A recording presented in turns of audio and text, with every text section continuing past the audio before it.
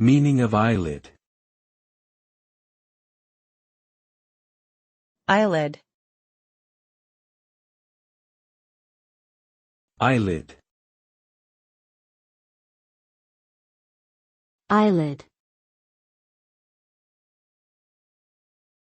Eyelid. An eyelid is a thin layer of skin that covers and protects the eye. It acts as a barrier against dust, dirt, and other foreign objects that could potentially harm the eye.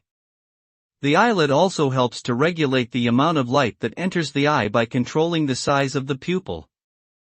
In addition, it plays a role in lubricating the eye by spreading tears across its surface. When we blink, the eyelid covers the eye and then opens again, helping to clear away any debris and refresh the eye surface.